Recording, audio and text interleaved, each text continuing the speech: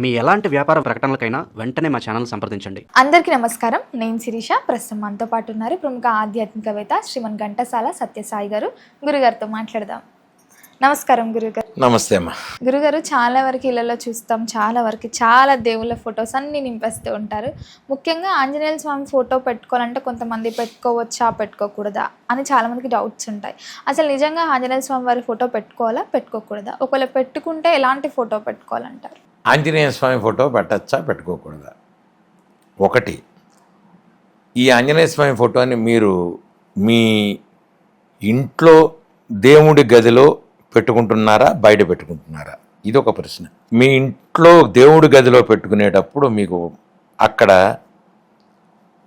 మీ కులదేవత, గ్రామదేవతను పెట్టక్కర్లా, ఇష్టదేవత రెండే పెట్టండి. కులదేవత, ఇష్టదేవత. అంతేగాని సూపర్ మార్కెట్ లాగా మొత్తం ఎవడో ఒకడు ఏదో టైంలో మనకి చేయకపోతాడా అని అక్కడికి వెళ్ళి కొనుక్కొచ్చి ఇక్కడికి వెళ్ళి కొనుక్కొచ్చి ఇంత ఫోటోలు మొత్తం చేర్చేసి చివరికి తోక తొండమా అనే పరిస్థితి తీసుకురాకండి. మీరు వీటన్నిటికీ పూలు పెట్టాలంటే చాలా కష్టం. అసలు ఈ పూలు పెట్టడానికే జీవితంలో మీకు అయిపోతుంది. నేను అనేదంటే మీ కులదేవత ఉంటుంది కదా, కులదైవాన్ని ఫోటో పెట్టుకోండి. మీకు ఇష్టమైన దేవుణ్ణి ఎవరుంటే వాళ్ళని పెట్టుకోండి, అక్కడ పూజ చేసుకోండి. అంతే, అక్కడికి అయిపోయింది. ఇంకా బయట ఏమండి, ఆంజనేయ స్వామి ఫోటో పెట్టుకోవచ్చా? ఎట్టి పరిస్థితుల్లో పంచముఖ ఆంజనేయ స్వామిని ఇంట్లో పెట్టకండి. పంచముఖ 5 ముఖాలు పంచముఖ ఆంజనేయ స్వామిని ఇంట్లో పెట్టద్దు. ఎందుకు? ఆంజనేయ స్వామి 5 ముఖాలు, ఒక్క ఆంజనేయ స్వామినే మీరు తట్టుకోలేరు. అలాంటిది 5 ముఖాలున్న ఆంజనేయ స్వామిని మీరు పెట్టారు అంటే. ఇంకోటి, ఏమండి నేను పంచముఖ ఆంజనేయ స్వామిని పెడతాను, ఓకే పెట్టు. దానికున్న నియమ నిష్టలు నువ్వు పాటిస్తానంటే పంచముఖం పెట్టుకో. నేను ఎందుకు వద్దు అని చెప్తున్నానంటే వెనకాల కారణాలు ఏం చెప్పట్లే, వాళ్ళకి వద్దు అని చెప్తున్నాను, ఎందుకంటే వీళ్ళకి అనవసరం చెప్పడం అని. పంచముఖ ఆంజనేయ స్వామిని పెడితే నిష్టలు ఎక్కువ ఉండాలి. ఇంట్లో మైలా ముట్టు కలవకూడదు, ఎవడో రాకూడదు, గాలి తగలకూడదు. ఎవడో చెప్పాడంటే పంచముఖం పెడితే పంచభూతాలు ఇది అవుతుంది, మనకు అసలు దుష్టగ్రహాలు లోపల రావు. మీరు ఆంజనేయ స్వామి ఫోటో పెట్టినా రావు, దానికి వద్దు. మీకు ఇంట్లో అనారోగ్యం ఉండకుండా ఉండాలంటే సంజీవిని ఆంజనేయ స్వామిని పెట్టుకోండి. స్వామివారు సంజీవిని ఇలా పెట్టుకుని ఉంటాడు, అదిగో అక్కడ ఉంది, అది పెట్టుకోండి చాలా. అంతే, అయిపోయింది. తప్ప ఏమండి లేదంటే నాకు ఇంట్రెస్ట్ అండి ఆంజనేయ స్వామి, ఇదిగో నేను పెట్టుకున్నా మా ఆంజనేయ స్వామి మా ఇంట్లో పెట్టుకోండి. మీరు పెట్టుకున్న తర్వాత నియమనిష్టలతో మీరు చెయ్యాలి. మా ఇంటికి ఏ రోజు లాక్ అవ్వదు, లాక్ చేయకూడదు. ఆయనకి ప్రసాదం నిత్యం పెట్టాలిగా, ఎవరో ఒకళ్ళు ఉండాలిగా, నువ్వు చెయ్యాలిగా. మరి ఏమండి విగ్రహం పెట్టేసా నేను వెళ్ళొస్తా బయటకంటే కుదరదు. నువ్వు ఫోటో పెట్టుకో, సమస్య లేదు. ఓ ఫోటో పెట్టుకుని చక్కగా భక్తాంజనేయుడు, అభయ ఆంజనేయుడు పెట్టుకోండి, ఓ పువ్వు పెట్టండి, వెళ్ళిపోండి. ఏమండి నిత్యం నేను పూజ చేస్తా, అష్టోత్తరం చేస్తా. ఒక్కసారి మొదలెట్టిన తర్వాత స్వామివారికి నిత్యం నువ్వు అలవాటు చేసింది నువ్వే, మరి నిత్యం అలవాటు చేసిన తర్వాత నువ్వే నిత్యం చెయ్యాలి. ఏమండి నేను 10 రోజులు బయటికి సరదాగా షికారెడతా, ఆయన అడుగుతాడు, ఎరా ఏం చేస్తున్నావు నువ్వు, నన్ను ఎందుకు కూర్చోబెట్టావు ఇక్కడ, 10 రోజులు నాకు భోజనం పెట్టవా నువ్వు? అందుకని ఏం చేయాలంటే కనీసం మీరు వెళ్ళేటప్పుడు నేను బయటికి వెళ్తే మా మిస్సెస్ చేస్తుంది, లేదు మేము ఇద్దరం వెళ్ళాల్సి వస్తే కాశీకి వెళ్ళి సంకటమోచన ఆంజనేయ స్వామి ఎక్కడికైనా వెళ్ళాం. నా శిష్యుడు పూజారి, వాడు వచ్చి చక్కగా స్వామివారికి పూజ చేస్తాడు, వాడు మహానైవేద్యం పెడతాడు. మీరు మహానైవేద్యం పెట్టాలి, పెట్టకుండా వెళ్ళడానికి లేదు. పొద్దున పూట పళ్ళు పెట్టాలి, అదిగో అవన్నీ పళ్ళు పెట్టాలి. మధ్యాహ్నం మహానైవేద్యం, అన్నం పప్పు కూర పచ్చడి ఏది మనం తింటే అది పెట్టాలి ఖచ్చితంగా.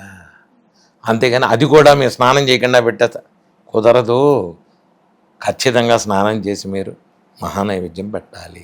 ఇవన్నీ మీ ఇంట్లో కుదిరేట్టయితే సాక్షాత్ ఏ విగ్రహం అన్నా పెట్టుకోను, ఎటువంటి అభ్యంతరం లేదు.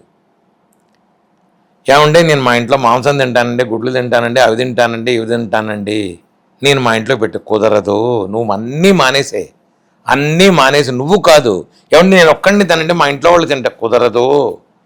అందరూ మానేసి కూర్చుని స్వామివారికి చేయండి, మీకు ఇంత ఓపిక ఉంటే గురుగారు, నేను చాలా వరకు కొందరు ఇళ్ళ దగ్గర చూశాను, గుమ్మం బయట సింహద్వారానికి పంచముఖ ఆంజనేయ స్వామి ఫోటో పెడుతూ ఉంటారు.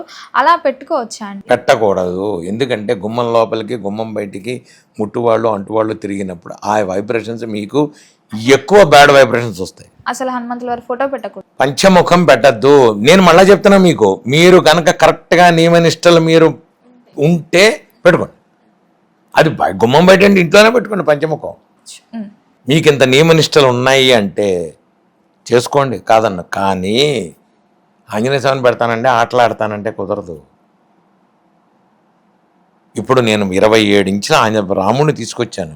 ఆయన్ని ఓన్లీ కళ్యాణం టైంలోనే చేస్తాను పూజ. ఆయనకి ప్రతిరోజు నిత్యం పూజ చెయ్యను. ఆయనకి ప్రతిరోజు నిత్యం పూజ చేయను. నా హనుమత్ పీఠంలో విగ్రహాలు వచ్చాయి. నాకు 2.5 అడుగుల విగ్రహం వచ్చింది. ఆ విగ్రహానికి నేను నిత్యం పూజలు చేయను. కళ్యాణం టైంలో కళ్యాణానికే చేస్తాను, తర్వాత తీసి పైన పెడతా. రామా క్షమించు, ఇంతే నేను చేయగలను, నా శక్తి ఇంతే. ఇది మీరు ముందే చెప్పుకోండి స్వామికి. నేను ఇది చేయగలను, ఇది చేయలేను, ఇది చేస్తాను, అలా నేను అన్నీ తింటాను, నీకు రోజు పూజ చేస్తానంటే ఆయన ఒప్పుకోడు. అసలు నీకు ముందు భక్తి రావాలంటే అక్కడి నుంచే రావాలి. అక్కడి నుంచే రావాలి. భక్తిగా నువ్వు చేసుకోవాలంటే నువ్వు కాదు, మీ ఇంట్లో అందరూ మారాలి. వైబ్రేషన్ రావాలి, మంచి వైబ్రేషన్ రావాలి నీ ఇంట్లో.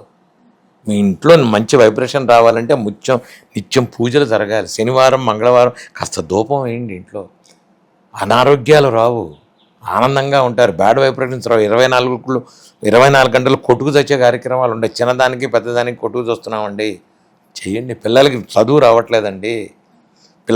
రావట్లేదండి అంటే జ్ఞానానందమయం దేవం నిర్మల స్ఫటికాకృతం ఆధారం సర్వ విద్యానాం హయగ్రీవ ఉపాస్మహే. పిల్లల చేత హయగ్రీవ స్తోత్రం చదివించండి. 2 లైన్లు చదివించండి పిల్లలకి. చదువు రాకపోతే నన్ను అడగండి. పిల్లల్ని రోజుకు 3 సార్లు చదివించండి. ఎగ్జామ్స్ టైంలో 11 సార్లు చదివించండి. ఎగ్జామ్ థియేటర్కి వెళ్ళి పిల్లో పేపర్ తెరిచే ముందు ఒక్కసారి మీరు నాట్ ఓన్లీ పిల్లాడు, మీరు ఎనీ కాంపిటేటివ్ ఎగ్జామ్స్ కానీ ఎనీ జాబులకు కానీ వెళ్ళే ముందు ఒక్కసారి జ్ఞానానందమైందేమో 3 సార్లు చదివి లోపలికి వెళ్ళండి. హైగ్రీవుడు లోపల మొత్తం తీసుకొచ్చి పెట్టేస్తాడు. మీకు ఎంత డేటా జీబీ అయినా లోపల పెట్టేస్తాడు. జ్ఞాపక శక్తి పెరుగుతుంది పిల్లలకి. హైగ్రీవుని చేయండి, జ్ఞాపక శక్తి పెరుగుతుంది. గురువారం ఒక గురువారం కుదరలేదు, నెక్స్ట్ గురువారం అన్ని శనగలు నైవేద్యం పెట్టండి. గుగ్గిళ్ళు అంటారు, పెట్టండి హైగ్రీవుడికి. చక్కగా మీకు మీ పిల్లలకి అద్భుతమైన చదువు వస్తుంది. కాంపిటేటివ్ ఎగ్జామ్స్ అండి ఎన్నిసార్లు చేసినా సెలెక్ట్ అవ్వట్లేదు మేము, జ్ఞానానందమైందేమని చదవండి. శ్రావణ పౌర్ణమి రోజు హైగ్రీవుడి జయంతి, ఆ రోజు చెయ్యండి. శ్రావణ పౌర్ణమి హైగ్రీవుడి జయంతి, ఆ రోజు కూర్చొని శనగలు పెట్టి మీరు హైగ్రీవ స్తోత్రం 40 శ్లోకాలు ఉంటాయి, 40-38 ఉన్నాయి. ఆ శ్లోకాలు చదవండి. పిల్లలకి హైగ్రీవ స్తోత్రం నేర్పండి వీలైతే. నేను ఇంకా 2 లైన్లో చెప్పాను, మొదటి లైన్లో చాలా ఉన్నాయి. నేర్పండి పిల్లలకి. డిప్రెషన్లకు వెళ్ళరు పిల్లలు, మంచి మార్కులు వస్తే వెళ్ళరు, ఉత్సాహంగా ఉంటారు, ఆడుకుంటారు పిల్లలు. ఇవన్నీ చెయ్యండి. గురుగారు, మొత్తం మీద మాకు తెలియని ఒక మంచి సందేహాన్ని వివరించినందుకు ధన్యవాదాలండి. శుభం.